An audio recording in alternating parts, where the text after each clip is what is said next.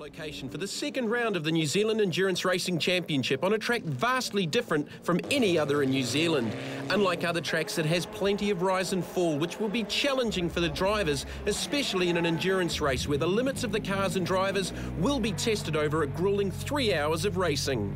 The last event, held at Ruapuna, was won by Andrew Bagnall and Ant Pedersen in the 997 Porsche, and they will be looking to take out the series here at Hampton Downs. Oh, the day is looking, I think we're going to have a really good race today. The weather's very mild, some of the humidity's gone, and hopefully it's going to be overcast so that we don't get too hot, because the cars get extraordinarily hot over 3 hours of pretty active driving. Focus on our own job, we've got to look ahead and not worry about what others are doing, and see if Andrew and I can bring it home again. Other drivers to watch will be Tim O'Connor and Craig Innes in the Ferrari, as well as Stefan Webling and Andre Heimgartner from the New Zealand Formula Ford Championship, driving a 996 Porsche. Me and Andre would just get some laps under our belts and learn a different discipline, which is obviously in a touring car and as well an endurance race. Endurance races are completely different to what we're used to. We're used to get down the track and go as hard as we can for the 10-15 laps, but this is obviously a bit different. We've both got an hour and a half stint in it, and we'll just see what we can do. Oh, well, the fundamentals are pretty much the same. Like, you have to drive them pretty straight, and these more so than the Formula Ford. They bite you if you make a mistake. Qualifying also saw Jeff Short and Shane Walden top the times for the Group 2 class, which includes cars running on a dot-rated tyre. So here's the starting lineup for the Altherm 1000. It's the Bagnall Pedersen Porsche starting off pole alongside the O'Connor Innes Ferrari. Go back to Heimgartner and Tony Head in the Altezza. Row 3, Jeff Short, the first of the dot-rated cars alongside the Goodwins. Then we go back to the BMW Z3 of Neville Finlay, David Gregor in the Honda Integra. Then it's the Mason Morgan Commodore, the Helms Bolin BMW M3, Greg Simons in another M3 alongside the Bagnall brothers in the Mini. Another Mini for Brent Malhop alongside a BMW. And then it's the DeVeth Gill Mitsubishi Evo. So the lights are out and we are underway with the second and final round of the New Zealand Endurance Series here at Hampton Downs. It is the Altherm 1000 over 3 hours. I'm joined in commentary by two-time New Zealand V8 champion Andy Booth. And Boothy, you're more used to sprint racing with the NZ V8 category. This is a very, very different type of race, but you are used to in some endurance racing. Yeah, done a few endurance races over the years, Jamie, particularly the 24-hour race up at the Nürburgring in Germany the last couple of years, but totally different mindset. You can see already the guys aren't ducking and diving for position, rubbing panels on the first lap. This is about just settling into a race pace, letting the car all come up to temperature and then trying to maintain the pace that you've set for yourselves throughout that whole 3 hours. Well, it is a long race, and of course you can't win it in the first corner, but you can very well lose it in the first corner. So a pretty clean opening lap. It is the Pedersen Bagnall Porsche 997 in the front. Someone just dropping a wheel off in the back. That's the DeVeth Gill Mitsubishi Evo. Now, these guys are right in contention for the Class 2 category, and they've got a battle on their hands with the Short Walden example, and that's Jeff Short just working his way up over the top of the hill here at Hampton Downs. So it is the Bagnall Pedersen car. You'd have to say these guys would be the favourites coming off the back of their win at Powerbuilt Tools Raceway at round number 1. Absolutely, and you've got two very, very experienced Porsche campaigners in Bagnall and Pedersen there. They know these cars inside and out, and they're just going to settle into a rhythm.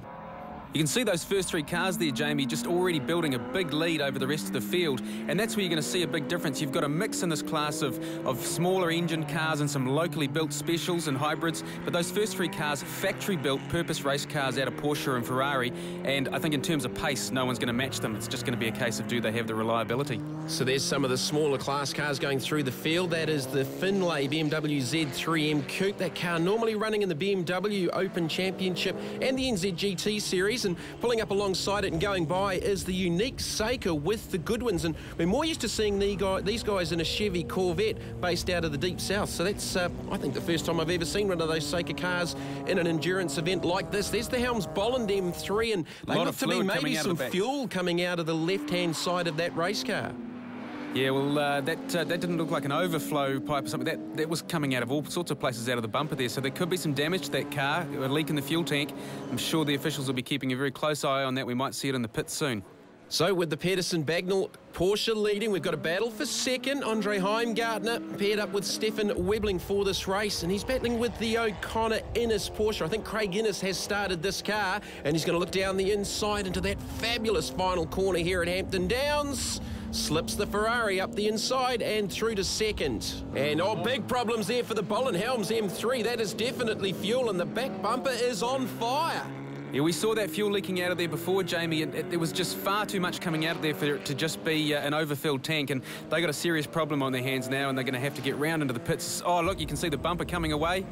Yeah, it's actually starting to shed parts and melting bits and pieces off the back of that car, so huge problems here for the Helm Bolin M3. They had some dramas at the beginning of the race last year here for the Altherm 1000 at Hampton Downs after a clash with the Cunningham Porsche 997, so you'll see these guys peel off into pit lane, and that fire is still going. You could see earlier the flames were actually puffing out between the gap between the boot lid and the bumper, so I think there's actually a larger fire inside the boot cavity. When that gets into the pits, their team's going to have to be ready with the fire extinguishers, because as soon as they open that boot, all hell's going to break loose. Well, a scary situation here for the Helm Bolin M3. They'll peel off into pit lane, and that will not be a pleasant place to be with a lot of flame out the back of that car, but the safety crew are right there with them. But that's a smart move by the safety crew, stopping them at the start of the pit lane, putting the fire out themselves, rather than letting them go into their own pit bay, where there's going to be lots and lots of fuel around and other competitors, and risk, a real catastrophe. So Andrew Bagnall, having started the Life Pharmacy car, Innes is going to go down the inside, and there's some windscreen wipers on, and it's got very, very dark here all of a sudden, Boothie.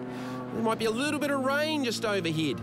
Yeah, certainly got that feel about it, and look at the way that Innes has pulled away already. I'd say, look, Craig has got a big speed advantage over his teammate Tim O'Connor. He's probably been tasked with getting out there, building up as big a gap as he can so that Tim can take over the car and try and maintain it. So the Ferrari leads the Bagnall-Pedersen Porsche with the advantage and doesn't need to take the fight to the Ferrari in these early laps, having won the first round of the championship.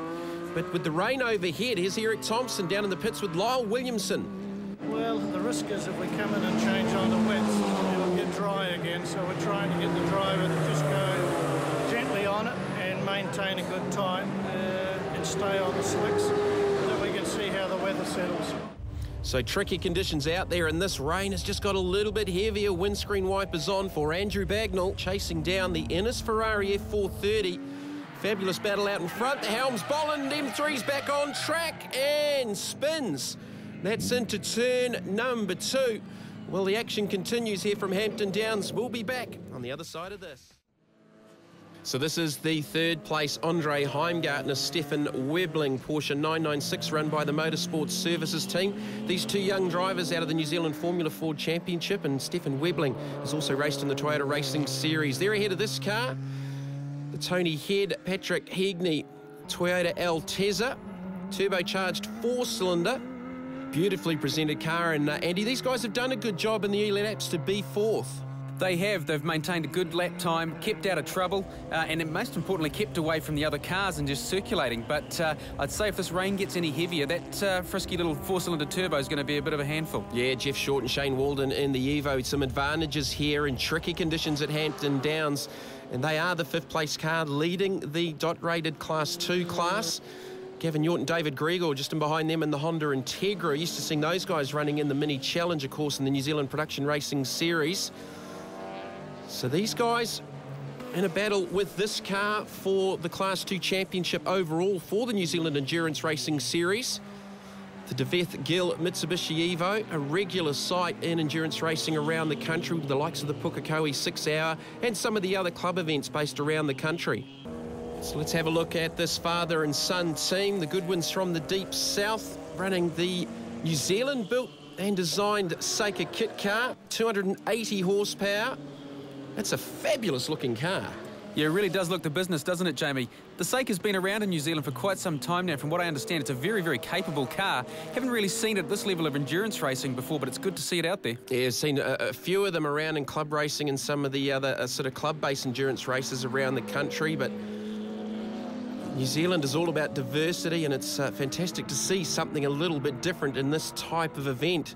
I mean, how often do you get to see a Seika, a BMW E30, a Mini Challenge car and a Porsche 997 on the same piece of track? It's a pretty eclectic mix right there. Problems here in the pits for the number 25 Commodore of Mason and Morgan. The car getting jacked up. Possibly some diff problems, maybe brake problems with this car. Here is the race leader. Craig Innes pits the Ferrari F430 Challenge. It'll be interesting to see here. We've seen a minute 20 pit stop from the third place 996 of Andre Heimgartner and Stefan Webling. What can the team do here for the race leader, still with the 997 of Bagnall and Pedersen to make their first pit stop? So the Bagnall-Pedersen 997 effectively takes over the race lead, still to make their first pit stop, and probably their only stop as the Helms-Bolland M3 rotates yet again. They're not having a good day with that car. Maybe struggling with rear brakes, because that's the second time they've gone around under brakes, but at a different part of the track. This time it was turn 1, last time it was turn number 2. Interesting, Jamie, it's been as the car's loaded up the left rear each time, and that's where we saw the fire in that car. I wonder if there's some perhaps damaged suspension bushes or something in there that's making the car a bit of a handful. So the Bagnall-Pedersen car, we're looking for them to pit. They do have the race lead now. Ken, they won the first round of the championship, so looking to tie up the New Zealand Endurance Series now. A minute 50 pit stop for the race leader as the Saker now pits with the Goodwins. So we're at half race distance for the Altherm 1000, and dramas here for Tim O'Connor. Flat left front for the Ferrari. So problems for the second place Ferrari. So this is going to gain a bigger advantage here for the Life Pharmacy 997. The Bagnall-Pedersen Porsche still to make their pit stop. And these guys are going to limp around probably the better part of a half a lap to get back into pit lane to replace that damaged left front. So here is the race leader now making their one and only pit stop, certainly, unless we have some safety car dramas later on.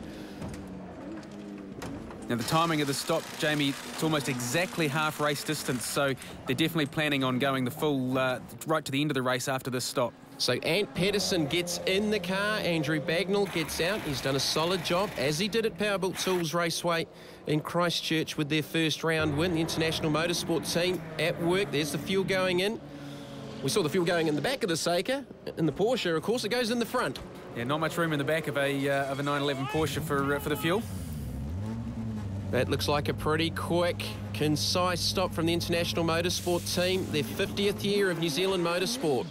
So there's Jeff Short getting out of the Class 2 leading Mitsubishi Evo, looking to tie up the Class 2 championship overall after a solid run. Shane Walden getting in the car from Altherm.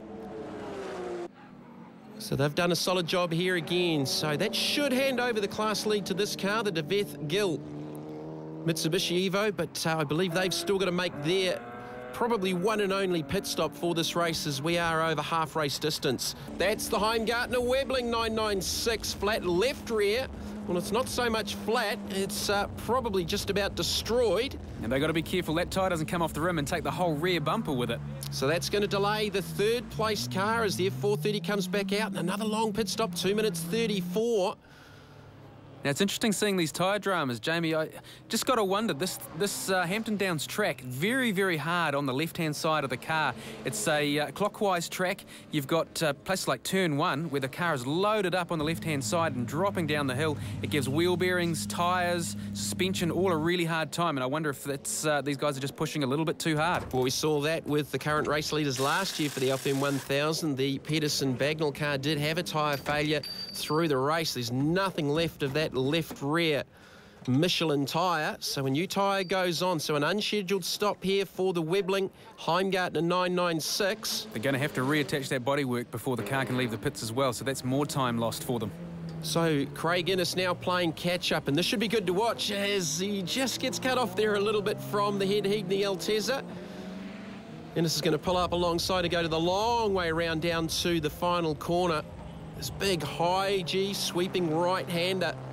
We talk about the Southern Loop at Teretonga and Invercargill, but that corner's fast becoming one of New Zealand's favourites too. It goes on and on and on. It's very, very fast entry, and you've probably got nearly 40 metres of track to use. So there's lots and lots of different alternative lines through there.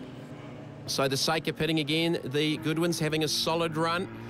You can see the race tape going on that left rear guard of the Heimgartner Webling 996. Stefan Webling was at the wheel. So this car continuing their strong run in the race.